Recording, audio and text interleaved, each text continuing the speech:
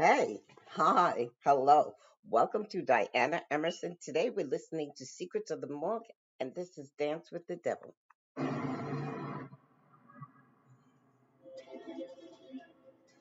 Whoever did this had a very sadistic streak. I knew there was something wrong with this man. I knew that he was capable of killing. Those remains lay there long enough, and the plants grew and eventually covered the remains. She wanted to meet people so that she could become a star. He's definitely a sociopath. He wants what he wants, and he will go to any lengths in order to get it. Every murder is a mystery. But a victim's body is a sea of evidence. Every fiber is a clue. Every wound, a piece of the puzzle. The medical examiner holds the key to unlock their stories and catch a killer. This is Secrets of the Morgue.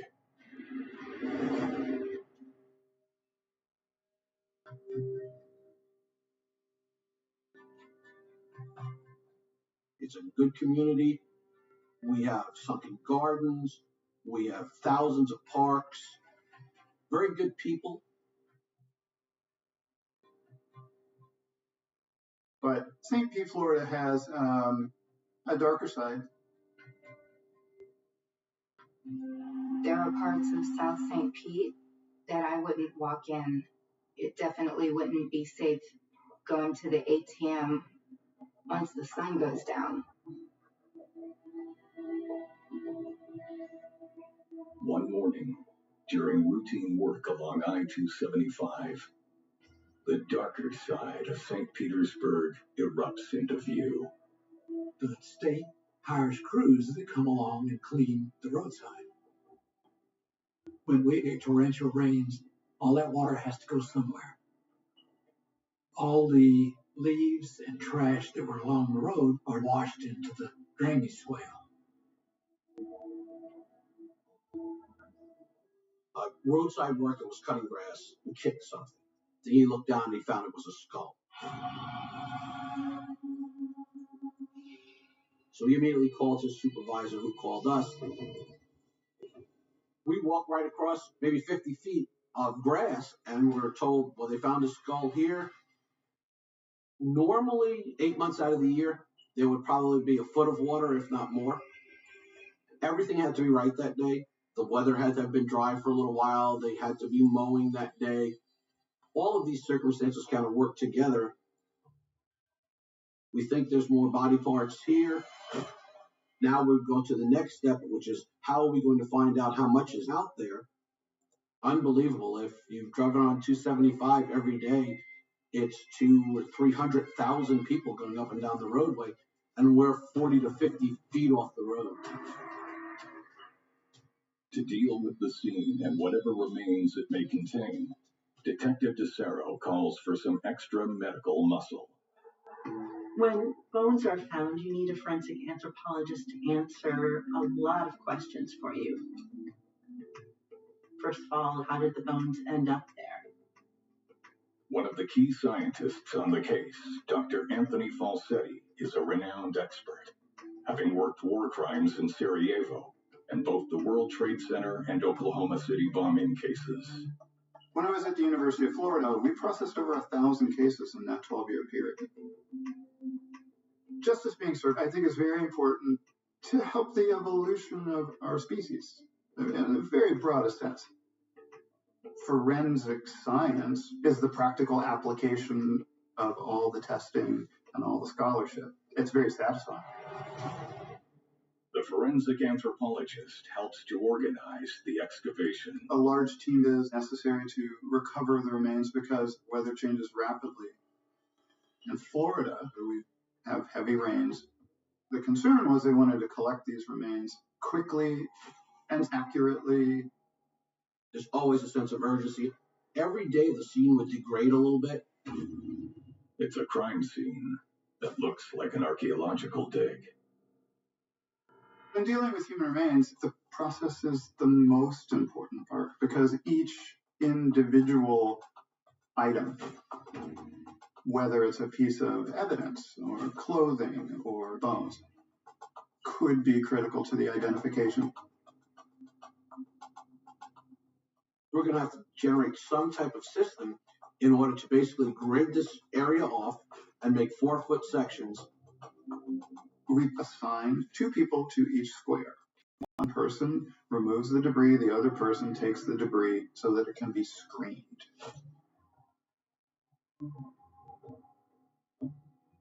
We don't want to miss anything small. Over 40 investigators work to process the area. It's a giant puzzle, but slowly a picture emerges. As we're all working together, different things are coming up at different times. We pick up jewelry, we find some matted, nasty glob. When we wash it off, it looks like a hair extension. The acrylic nails that we found were kind of unique in the pattern, and each one of the pinkies had a fake diamond in them. The nails, jewelry, and hair suggest the skull belongs to a woman, but investigators need to unearth more remains to know for sure.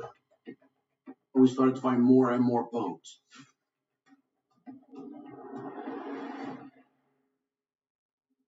Not to sound morose, but it feels good because this is something that you can work with. Some plants were actually growing through the bones and over the bones. So you're watching this person go from 1 bone to 2 bones to 5 to 6 to 10 to 15, and you're actually seeing a body as it's going along. A key part of the skeleton allows the forensic team to ID the sex of the victim. The initial examination in the field was to look at the pelvis. The pelvis is the best indicator.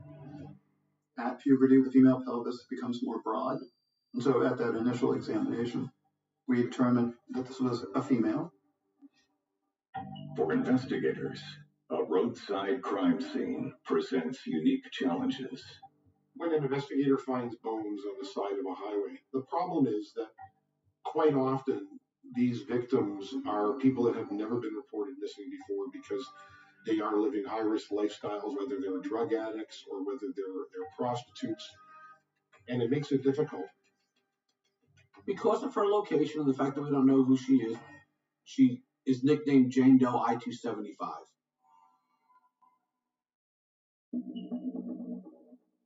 Forensic science is the team's best hope for identifying the body and discovering what happened to Jane Doe I-275. Her bones are transported to the lab for analysis. An inventory is made. On paper, each bone is identified as to what bone it is, what side of the body it's from. Is there any trauma or injury to that bone? I mean, the bones were in fairly good shape for having been submerged in water seasonally. In order to address the question of who it is, you have to establish a biological profile. You have to describe this person based on their skeletal remains. The forensic anthropologist studies the bones for key indicators that could help identify the woman. Up until about age 25, various parts of our skeleton are constantly changing. At the ends of the clavicle stop growing around age 21. In this instance, the ends of the clavicles had yet to finish fusing. And then you can look at the teeth. We have 6-year molars, 12-year molars, and our wisdom teeth. The 3rd molar was erupted. A final clue about Jane Doe's ethnicity helps round out her profile.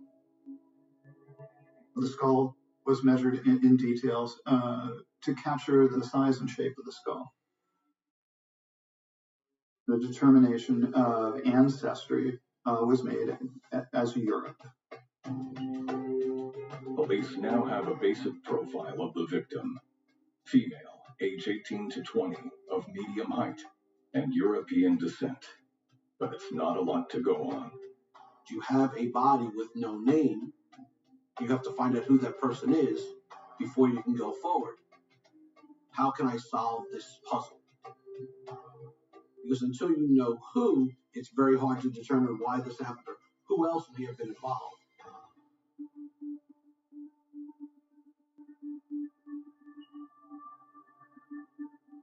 In the United States, there are thousands of missing women who are found later along the sides of highways. A disproportionate amount of these women are from marginalized communities that don't have the best relationship with police and often don't have ongoing contacts with family members and friends who can speak to their whereabouts. It's kind of a phenomenon, the number of women that go missing each year. So you read about people who go on for 10 or 15 or 20 years, always worried about what happened. They never found my daughter. It will be an uphill battle, but Detective DeCero is determined to find justice for Jane Doe I-275. I find it rewarding to be that last voice for the victim and to give some kind of closure to the family. Some families go years and years and years without finally being able to put their thoughts of that person in a good way. Investigators work with the only lead they have, the bones. In this case, there was a reconstruction that was made. When an artist is making a reconstruction, they take measurements that have been defined by anthropologists at certain anatomical landmarks of the skulls. The chin, the base of the nose, the cheekbones. But the artist will build their reconstruction around those known anatomical points. Facial reconstruction is often considered a means by which to attract the public's attention, and it is a way to generate leads. The hope is that a reconstruction will allow friends or family to come forward, but there's always a risk of inaccurate details resulting in false leads. Facial reconstruction can be fantastic. It can also be a hindrance due to the fact that it's in the eye of the beholder and what they intend to do. Police often have to sift through hundreds, if not thousands, of these anonymous tips, which can send them into multiple different directions and ultimately delay an investigation. The tips are slow at first, but they continue. As they start to go through, it's a lot of, I think it's my cousin, I think it's my aunt, I think it's a young lady that I used to know. And you get more and more of that from the community. Every one of the tips has to be investigated. So we were calling family members back, trying to see what we could do, just get any lead up on who this young lady was. In order to narrow their search, detectives need to know how long Jane Doe has been dead. There's definitely a color variation in the bones. So we've got to estimate how long would it take in the state of Florida for somebody to totally decompose and then have the ability to have the bones then start to bleach. The body was put in this relatively shallow marsh, but just enough to cover the body up. The fact that it was buried was just the effect of the natural environment. So that gives us some idea of the amount of time that passed. Taking into account the condition of the remains, the medical examiner calculates when the woman was killed. The original time of death was 3 to 5 years. That's a time frame on how far back we should be looking. It's a timeline that could link these remains to a famous missing persons case.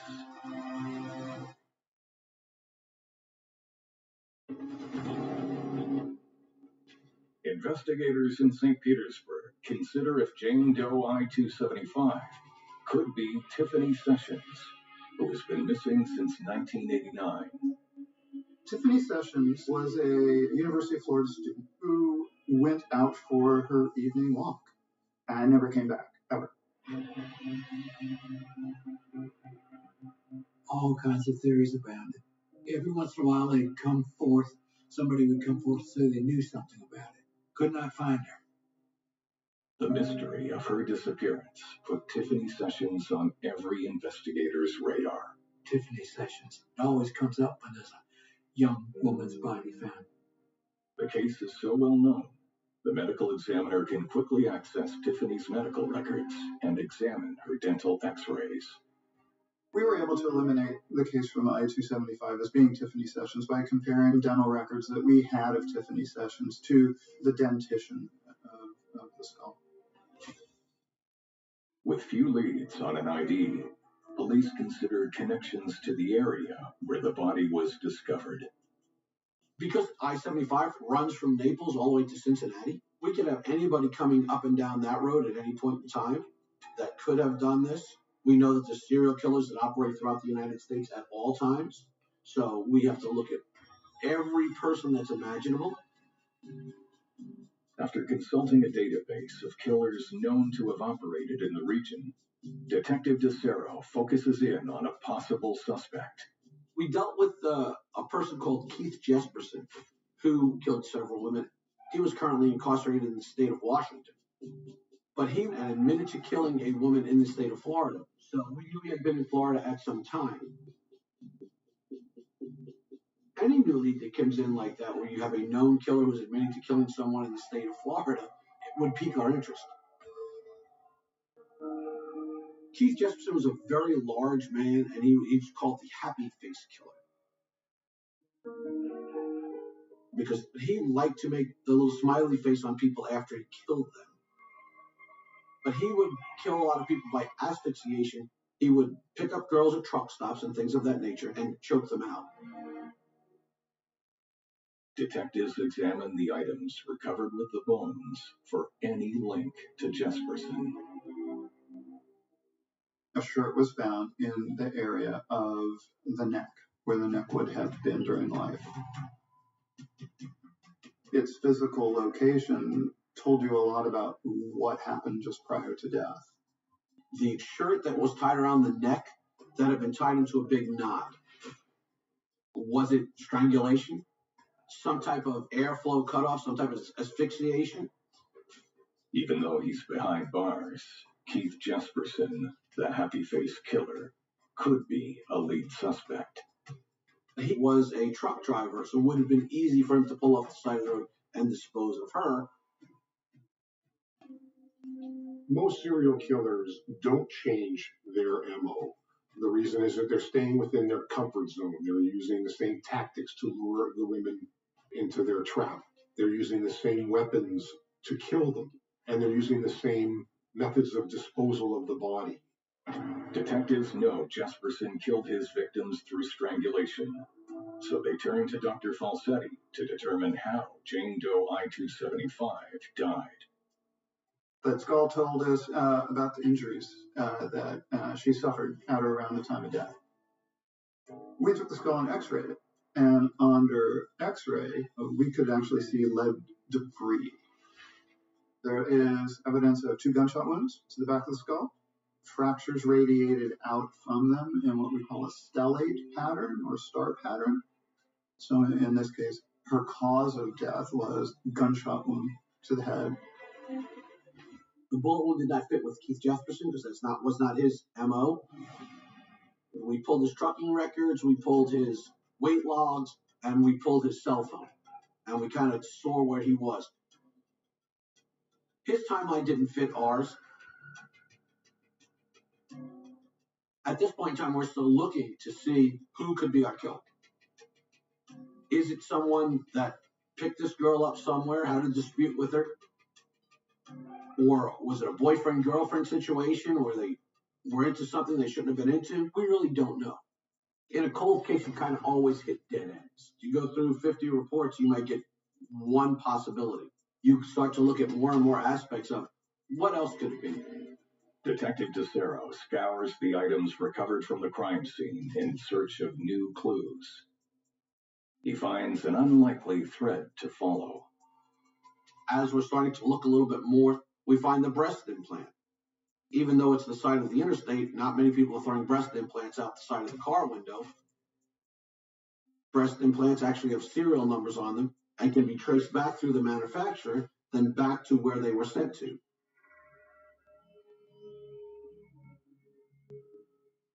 It links back to the doctor in Maitland, Florida, which is over by Orlando. He opens his file up, and we actually see a picture of Jane Doe prior to the breast implants, and all of her information is listed in the report. Next, we have to confirm the ID. We're able to get some dental records. And we're able to get a confirmation positive that it's Cheryl Comesso. After more than a year of searching, Jane Doe I-275 finally has a name. We go to the Hillsborough County Sheriff's Office, and there we find the missing person report of Cheryl Comesso. We're positive that it's her based on all of this information. When we speak to the family, they were heartbroken. They were upset. They were besides themselves that this could happen to a member of their family.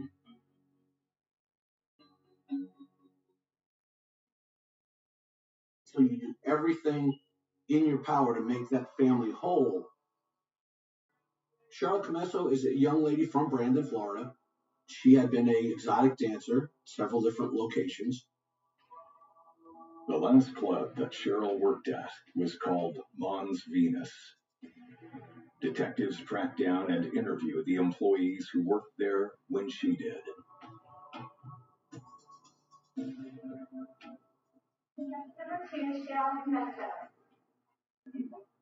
She was attempting to network. She wanted to meet people so that she could climb the ladder and become a star. And that was her goal. She was an amazing dancer. It was incredible. She just needed to meet the right people. And she thought that dancing there was going to do that.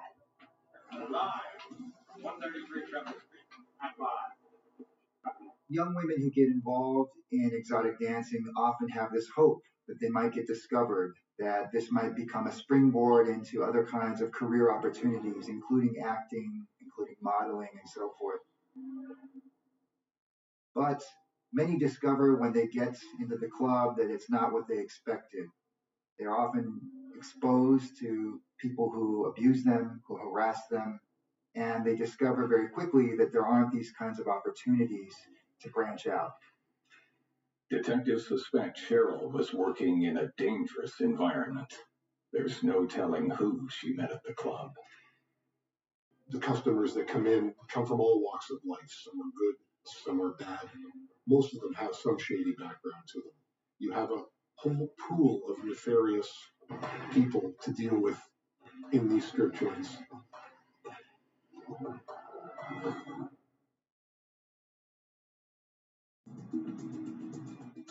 Investigators focus on the Mons Venus strip club, searching for a break in the murder of Cheryl Comesso. After hours of interviews, one name keeps coming up. We find out that no one in the entire place liked Franklin Floyd. He's been a career criminal for 50 years. So he keeps going back into jail, learning new things, coming back out, learning new things, coming back out. Floyd is the stepfather of one of the dancers, Sharon. He spends a lot of time around the club. People thought it was odd that you would go watch your daughter dance in a topless facility.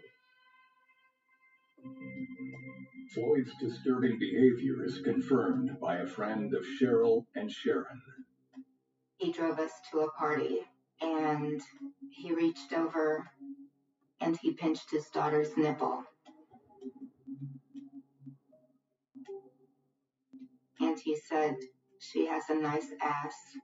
I was shocked and appalled and disgusted.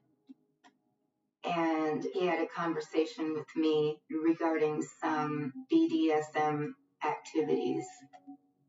I was so frightened because he was speaking about sexual torture, and it seemed like a switch in him flipped. The stories raise red flags for the investigators.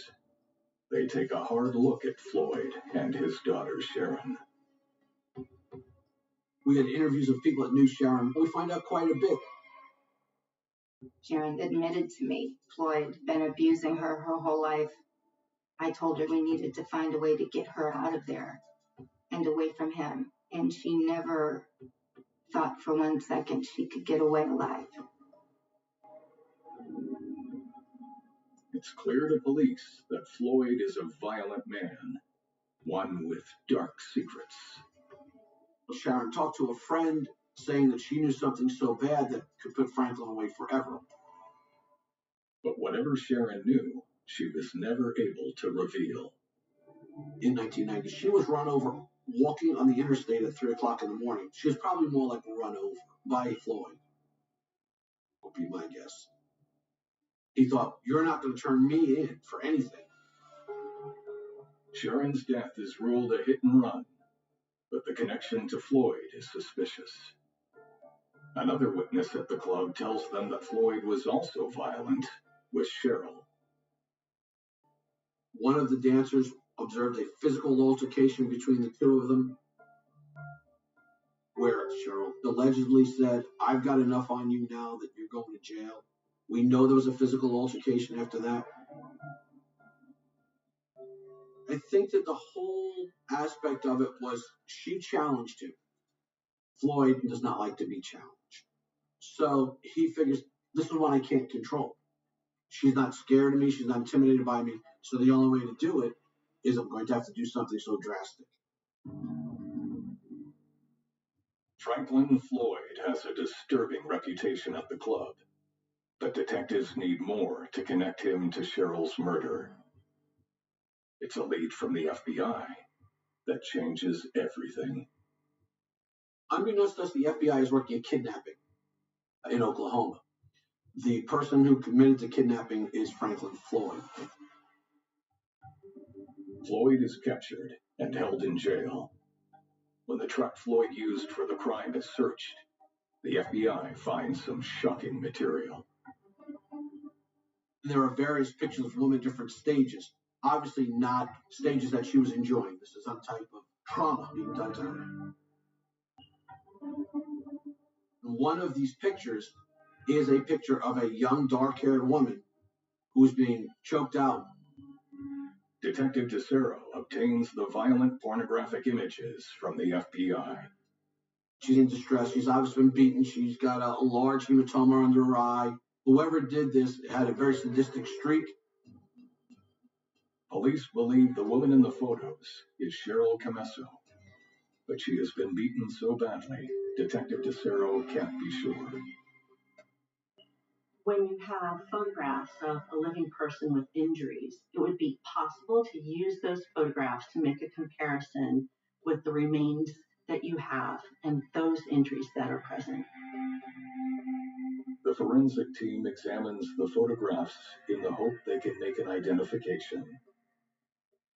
So what they had was these well-documented photographs of the injury to the face. They then did an anatomical comparison. This underlying fracture is here. This injury is on the same cheekbone here. And this allowed them to tie the injuries together. And the person in the photograph was identified as Cheryl M. Camesso. Investigators have further evidence connecting Franklin Floyd to Cheryl Camesso, but it isn't enough to prove he's the one responsible for her brutal homicide. Detective DeCero wants to confront him about his involvement. Before we went out and interviewed Franklin Floyd, we talked to the behavioral science unit at the FBI, and they were very informative. What they said was, if you want to get anything from this man, before you can ask him any questions, just let him talk.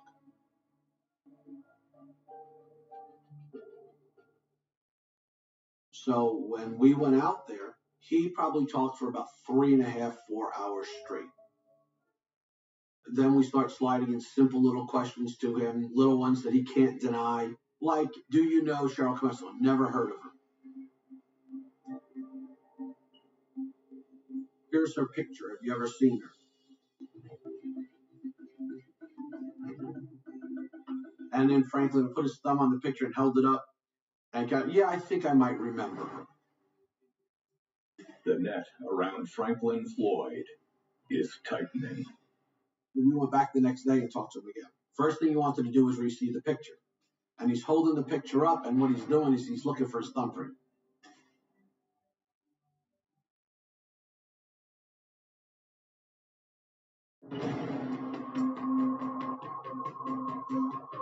Investigators are closing in on Franklin Floyd for the murder of Cheryl Comesso. They challenge him about his connection to her death. He went into another tirade. He denies.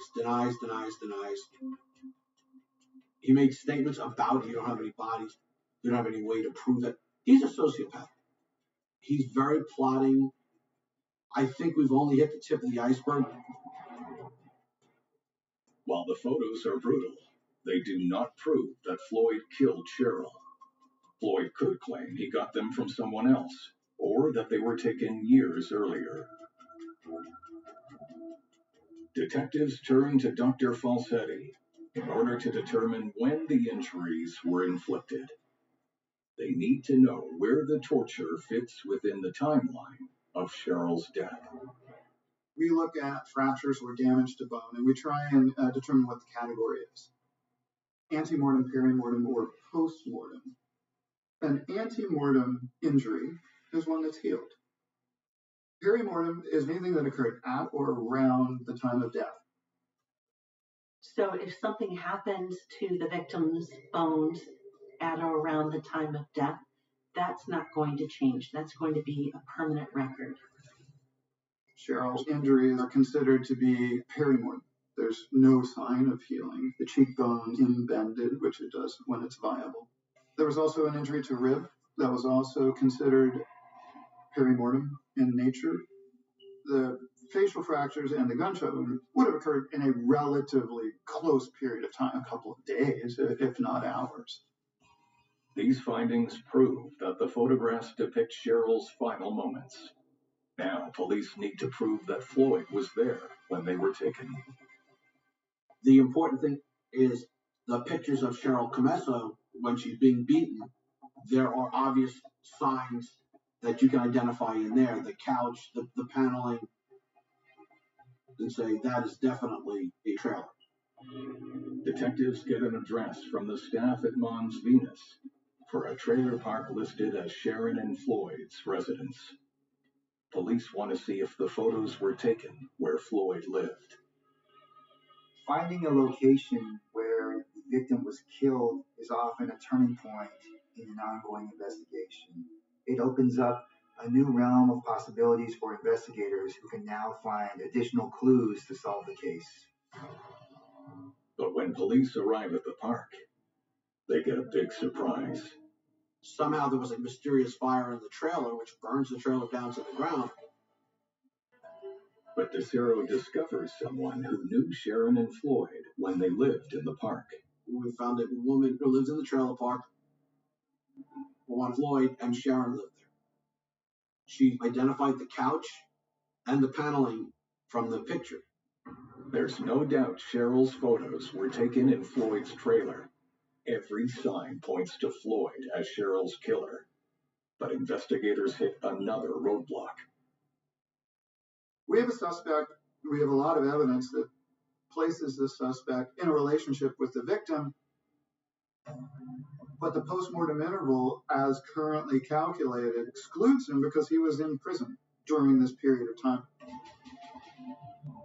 If Cheryl was killed between 1990 and 1992, as originally calculated, Floyd couldn't have done it. Franklin Floyd wasn't in jail at the time. Plain and simple. Detectives decide to review the original timing of Cheryl's death.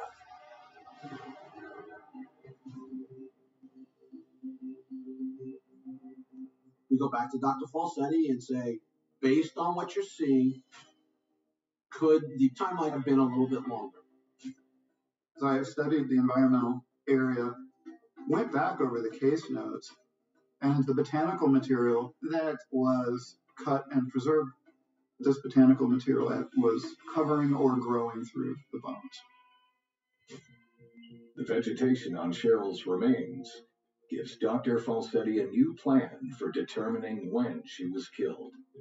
The idea that I had was, well, maybe we could use the plants to determine the time of death. I had met Dr. David Hall, who is a botanist at the University of Florida. Well, my background is basically all of botany.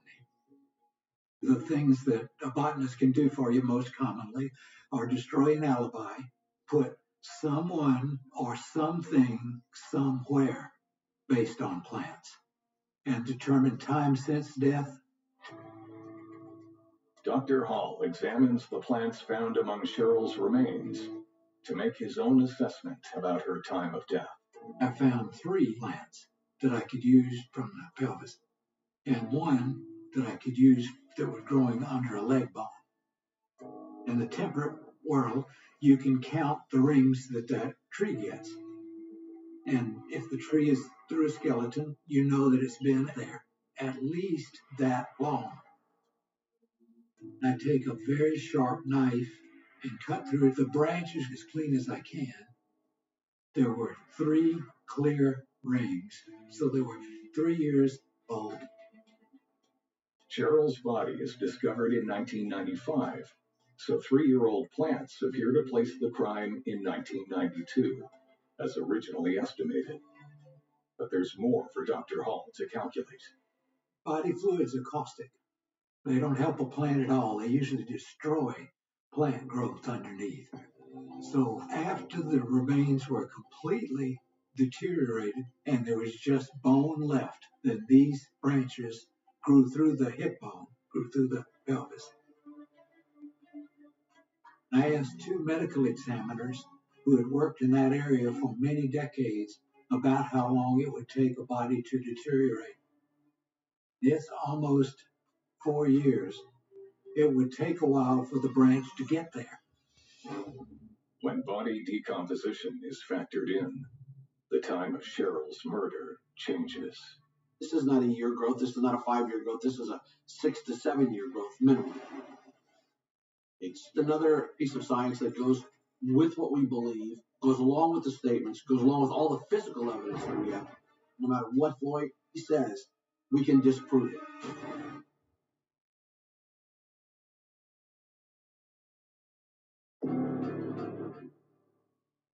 Investigators have nearly all the evidence they need to close the book on Franklin Floyd for the murder of Cheryl Camesso. We explained to Floyd, you did the murder in 1989. He then goes off the deep end saying how we planted evidence, how the pictures weren't his, they were planted. Floyd also denies a connection to the trailer. Floyd says, could be anybody's trailer. I could have let my trailer out to someone and you can't prove it was me. The biggest challenge when investigators think they have their person, but they don't have any physical evidence linking that person to the crime, is that they know this case might not hold up in court. Oftentimes, jurors will want to see something more concrete that links that person to the crime. You gotta remember, he's been a career criminal for 50 years. So he's obviously not afraid of the system. And he knows if he manipulates the system the way he wants to, he can get through it. If police can't prove he took the photos of Cheryl, Floyd could end up free. He is a killer. He's that type of person. I don't want to ever see him out on the street. Detective DeCero goes back to the photos of Cheryl provided by the FBI, searching for anything that could prove Floyd is the photographer. You can actually see a hand on her buttocks when somebody's taking the picture. The number of wrinkles that are in your thumb, that's unique to each individual, much like a fingerprint. The case against Floyd now rests on matching thumbs. The knuckle fold is a double-edged sword, because if we couldn't prove it was him, then that would give him a defense. If we could prove it was him, that takes away all defense. They took a secondary picture of Floyd's thumb and compared it to the picture with his hand on the buttocks and said, that's definitely Franklin Floyd's thumb.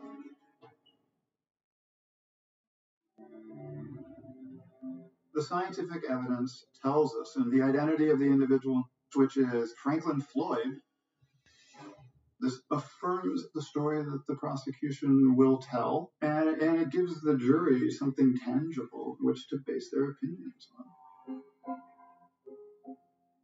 Franklin Floyd is put on trial for Cheryl's murder. Sitting on the witness stand, looking at the pictures of Cheryl beaten, tortured, these dirty, exploitive pictures. It was so heart-wrenching. The mystery that the science was able to resolve was, who was this person who was found by I-275? The other question, what were the circumstances of her winding up by the side of the road? It is the communication between law enforcement and scientists that eventually answered those two simple and incredibly complicated questions. The scientific evidence at trial is great because it allows the jury to understand. It's backed up. It's not conjecture. It's right out there as a undeniable truth. Floyd is convicted of killing Cheryl Commesso and is sentenced to death. Cheryl's family, they were very happy. They felt that there was justice done. Cheryl never got a chance to grow. She was a young lady feeling her way in the world, and he ended that. A lot of times when you work something that's heinous or awful or something that you just can't make sense of, it makes it worth it because you know that you made a difference in some lives. It's rewarding.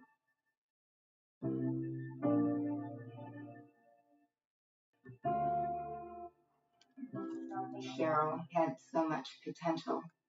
I love him. I really do. I love him. I will never get over losing her. I've just become more accustomed to her not being here.